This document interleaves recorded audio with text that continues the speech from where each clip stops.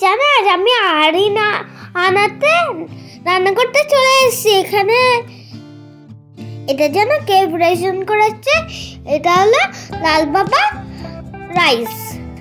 জানো আমার মামা এখানে সেফ ক্যাপ নেবে বলে লাইন দিয়ে দাঁড়িয়েছিল, এখানে সেফ ক্যাপ দিয়েও দিয়েছে, এখানে সেফ ক্যাপ দিয়েও দিয়েছে। এখানে আমি চলে এলাম ফাঁক থেকে, আমি দাঁড়িয়েছিলাম, এখানে আমার পাপা লাগিয়ে দিল, আমি একটু নাচ করে নিলাম, দিয়ে আবার চলে এলাম। তারপর আমার বাবা ডাকছে না, আমি চলে এসেছি, তাই এখানে সেফ ক্যাপটা পরিয়ে দিচ্ছে। দেখো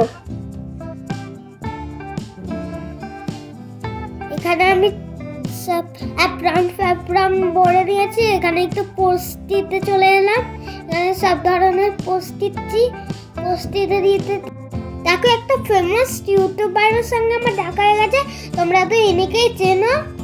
আর এখানে আমি একটু সেলফি তুলছি, এখানে সেলফি তোলা হয়ে গেছে, এখানে আমি মাঝখানে দাঁড়িয়ে আছি, এখানে সেলফি তোলা হয়ে গেছে, ওইদিকে স্টেজে থাকতে একটা হাততালি হবে।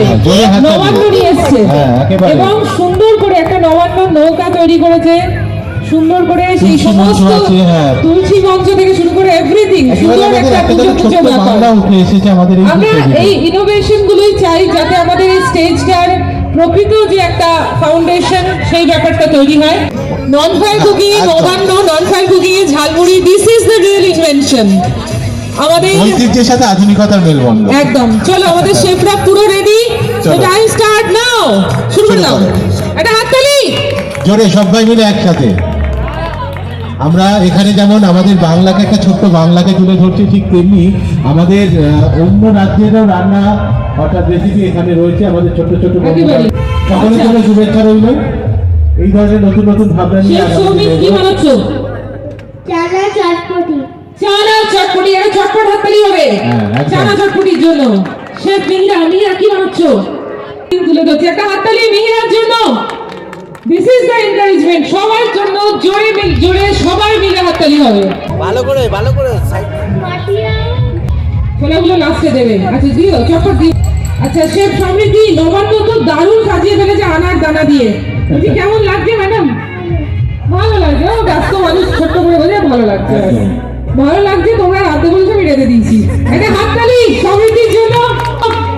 অনেক অনেক ভালোবাসা। 2 মিনিটস দেবো আমি, চট করে কমপ্লিট করতে হবে।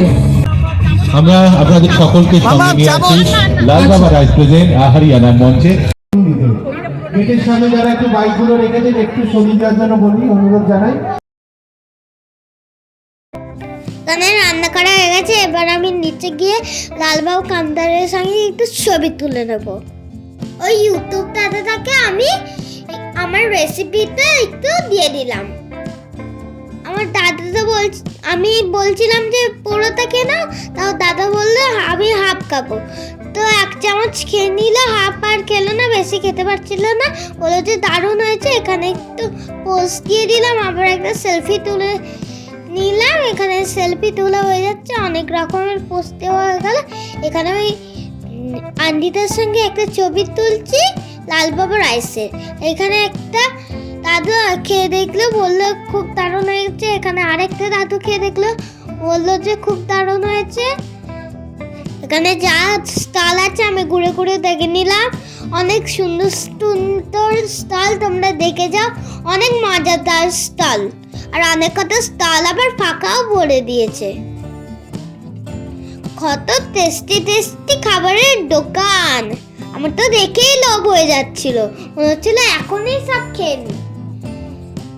আর এখানে দেখো কত মজাদার খাবার, মোমো, তারপর কত চাউমিন, এখানে সব দিয়ে দিয়েছে ছবি। এখানে দেখে তো আমার লোভ আর শেষ হচ্ছে না, মনে হচ্ছে একটা কিছু কিনে খেয়ে নি। আমার বাবাকে বলি পয়সা দিতে, আমি খেয়ে নেবো কিনে মনে হচ্ছিল। এখানে আবার বিরিয়ানির দোকান, কত কিছু দোকান, এখানে জুস, তারপরে এখানে কালি পড়ে আছে, এখানে আবার কত পানের দোকান, আর এখানে কত কিছুর দোকান, কত কিছু আমার মনের ভরার দোকান। এখানে আমার মন ভরে আবার দোকান। এখানে অনেক ভিড় পড়ে এসেছিলো, তাই পুরোটা ভালো করে দেখাতে পারিনি, দেখাতে দেখাতে অনেক কাছেও চলে এসেছি। এখানে দেখো আমি ডোনাট খেতে এসেছি, অনেক সুন্দর ডোনাটের ভেতরটা। যদি শুনতে চাও তাহলে কিন্তু তোমাদেরও লোভ এসে যাবে। পুরো ভেতরটা একদম কেকের ভরা ছিল। আমি বললাম যে বাড়ির কেক খাবো, তাই ওইখানেই খেয়ে নিলাম। আমার আর লোভ শেষ হচ্ছিল না, একজন খাচ্ছিল, দেখে ফেলেছিলাম এই ওর মধ্যে কেক আছে, তাই এখানে গিয়েই বসে বসে খেয়ে নিলাম। দাদা এসেছিল খাবার দিতে, এখানে টেস্ট করার জন্য খাবার দিতে এসেছিল। আমার মাম্মা একটু তুলে টেস্ট করে নিল। এখানে আমি ওইখানে ডোনাটই খেয়ে যাচ্ছি, আমি আবার ওইতে খেয়ালই না, আমি ভাবছি খেয়ে নেবে, তাই আমি ভাবছি প্রাইজের জন্য লাইন দিতে দাঁড়িয়ে গেছি। এখানে একটা দাদু টেস্ট করতে দিয়েছিল। এখানে আমাদের প্রাইজ দেবার পালা এসে গেছে। এখানে আমি দাঁড়িয়ে বলেছি, এখানে লাল বাবা রাইসের একটা দিয়ে দিল, এখানে একটা থালা দিয়ে দিল। লাল বাবা রাইসের চালটা কিন্তু এমনি ভারী ছিল, তাই এখানে রেখে দিলাম। এখানে অনেক কত গিফট আমি ঝুলিয়ে